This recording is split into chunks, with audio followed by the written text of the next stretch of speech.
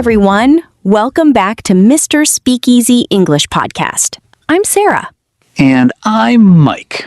Okay, quick question before we get all wise and philosophical today.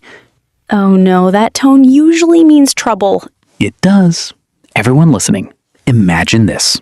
Your salary just landed. Phone in hand, banking app open. What do you do in the first 5 minutes? Ooh, that's a good one. Option 1, transfer money straight to savings. Option 2, open a shopping app. Option 3, check flight deals like you're suddenly a secret millionaire. Option 4, pretend to be responsible, then order the most expensive food on the menu. Why is option 4 so specific? Because we're here to tell the truth today. Okay, honestly, I think half our listeners just got exposed. Exactly, and that's exactly why today is going to be fun. This topic isn't theoretical. It lives in our bank accounts, our habits, our guilt, and our late-night decisions. Yes, today we're talking about a question almost everyone struggles with, whether they admit it or not. Save money or enjoy life now? Right, the question that starts as a simple money chat and somehow turns into a full identity crisis. Because it sounds like a money question, but it's really also a life question about security, freedom, responsibility, and present happiness. And guilt. So much guilt. The guilt after spending, and somehow also the guilt after not spending. Exactly. You buy something and think, that was irresponsible. You don't buy it and think, am I even enjoying my life? And I already know Mike and I won't agree on everything today. Excuse me, I am a very balanced person. You're balanced in the sense that you save money and then somehow spend it in a very meaningful way. That's not spending. That's strategic joy. See, this is exactly what I mean. But honestly, this is such a useful topic because this is real conversation English. You can use it with friends, family, coworkers, or just in your own head.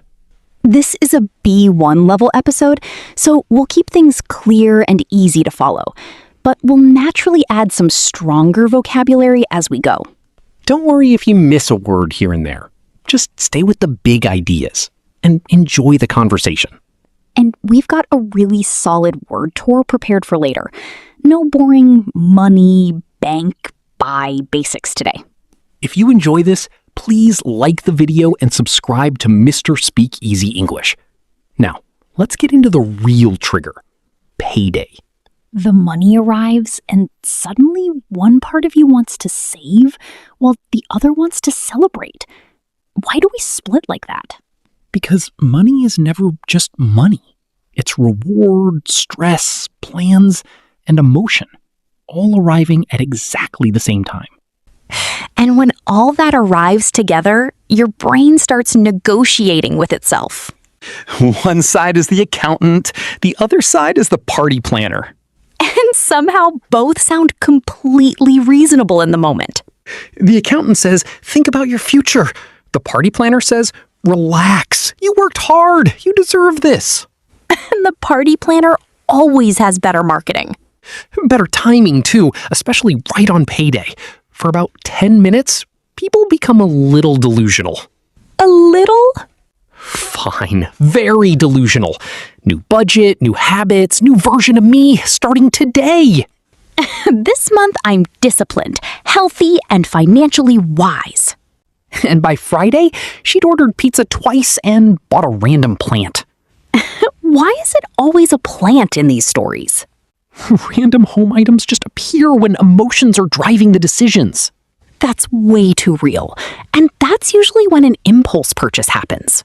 Right. An impulse purchase is when you buy something suddenly, without planning, just because the feeling is strong in that moment.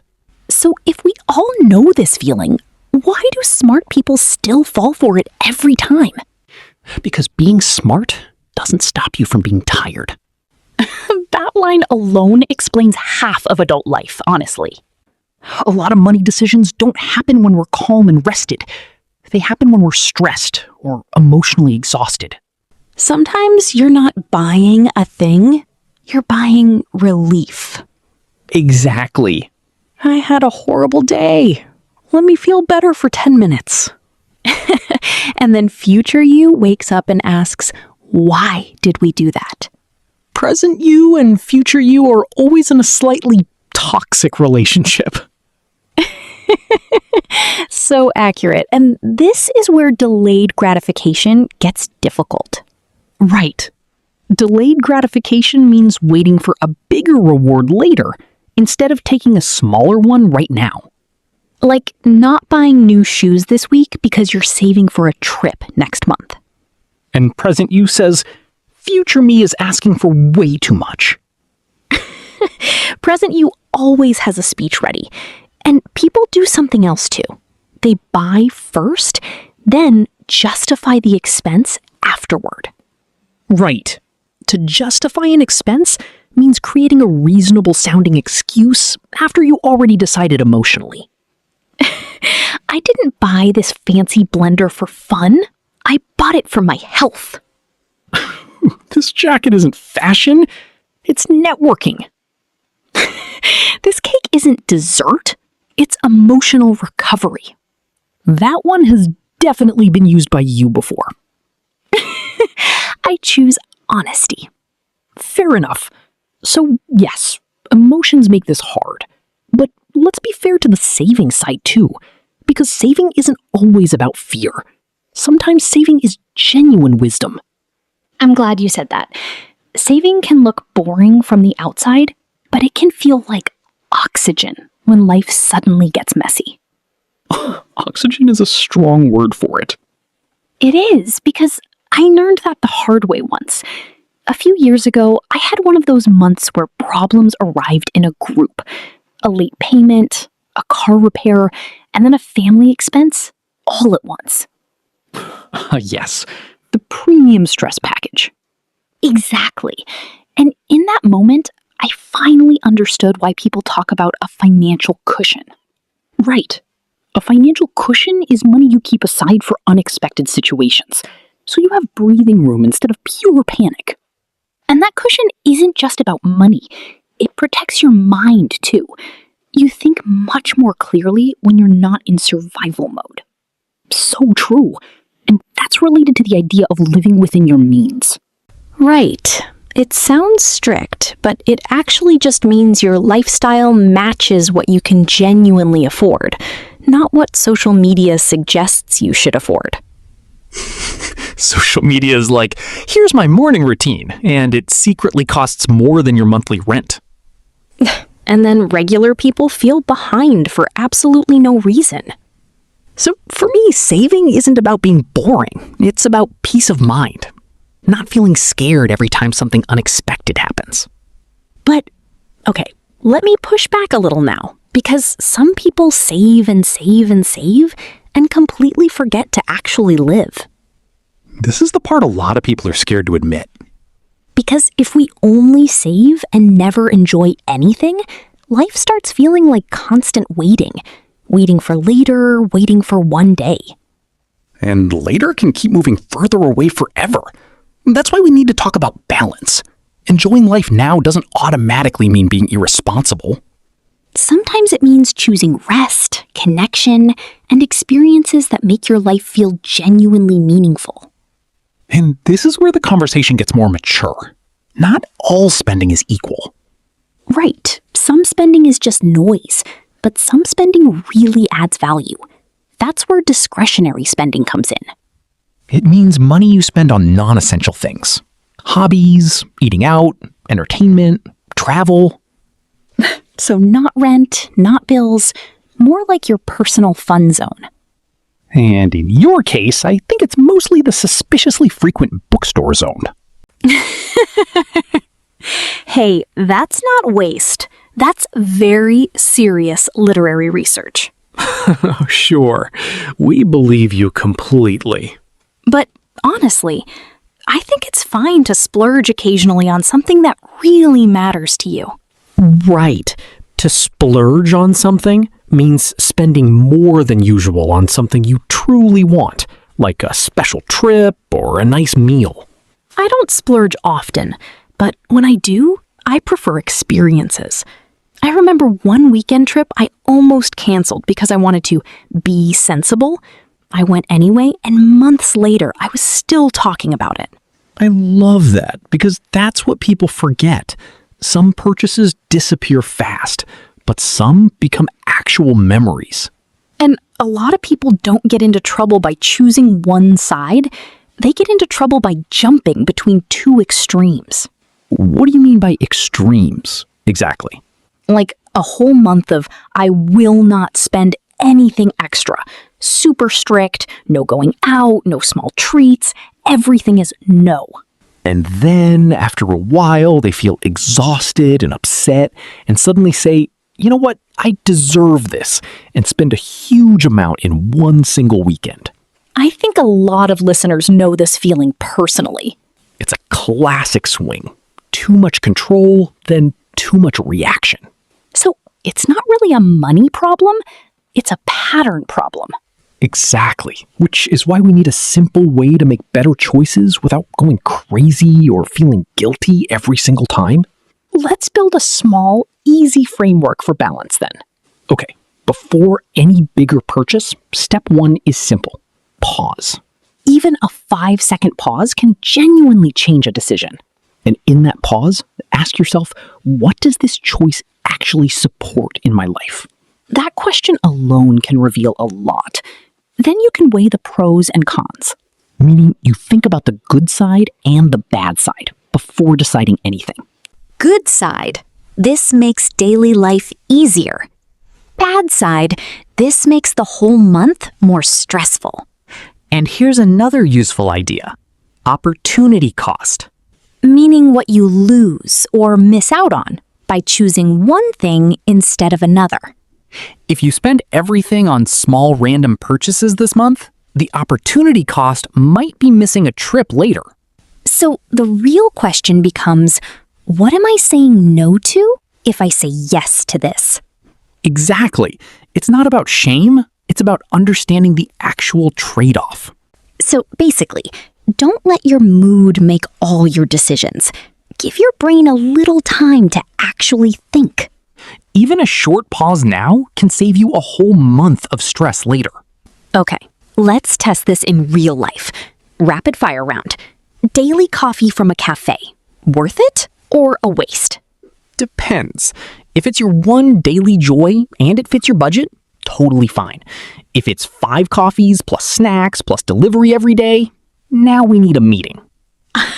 Now we need a meeting is so good because one coffee isn't the real issue. Patterns are the issue.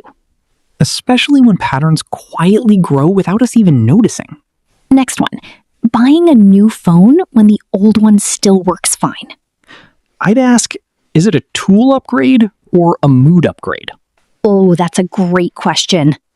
If it genuinely affects your work or safety, fine.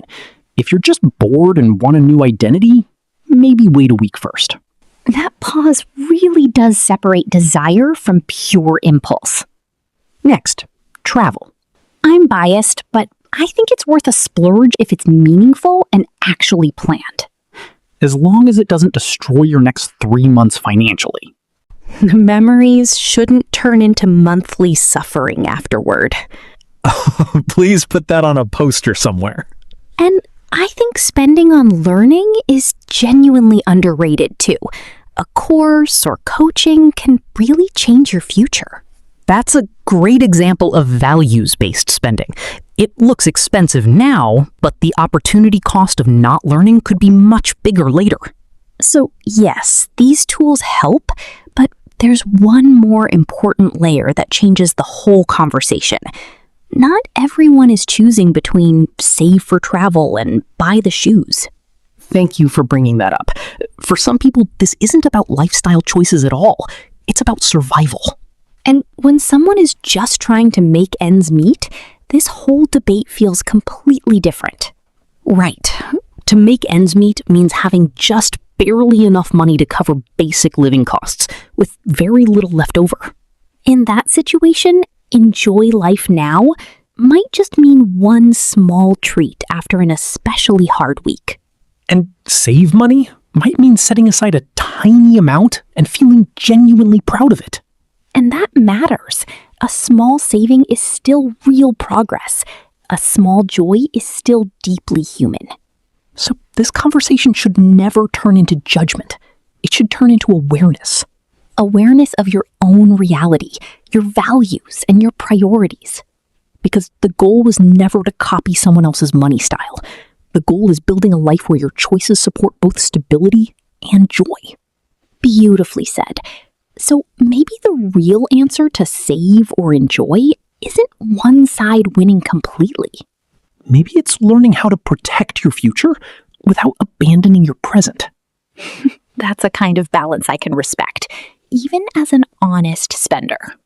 Especially as an honest spender. Now, let's slow down and go through today's word tour together. Word tour. Our first phrase is impulse purchase.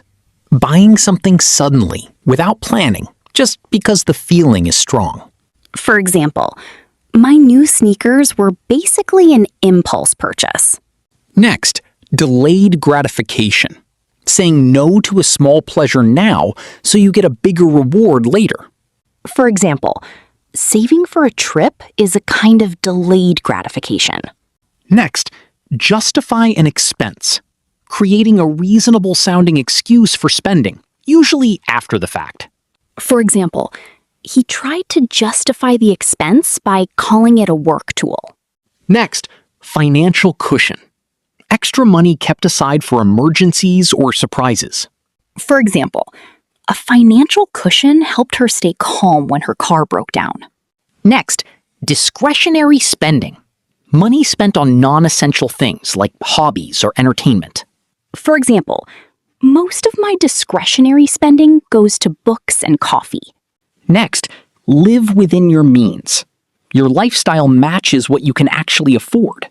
For example, she started living within her means and finally felt less stressed. Next, splurge on. Spending more than usual on something you really want.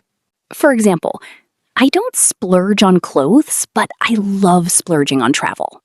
Next, weigh the pros and cons. Thinking about the good and bad sides before deciding. For example, we should weigh the pros and cons before buying something expensive. Next, opportunity cost. What you lose or miss by choosing one thing over another. For example, the opportunity cost of saying yes to everything is often your time. And our final phrase, make ends meet. Having just enough money to cover basic needs. For example, when I first started working, it was hard to make ends meet. So today's words were impulse purchase, delayed gratification, justify an expense, financial cushion, discretionary spending, live within your means, splurge on, weigh the pros and cons, opportunity cost, and make ends meet. Come back and listen to this word tour again whenever you want these phrases to feel more natural. And next time you're thinking about saving or spending, try using some of today's vocabulary yourself. If this episode helped you, please like the video and subscribe to Mr. Speakeasy English. Take care of your money and take care of your mind. This is Sarah. This is Mike, and you've been listening to Mr. Speakeasy English. Bye.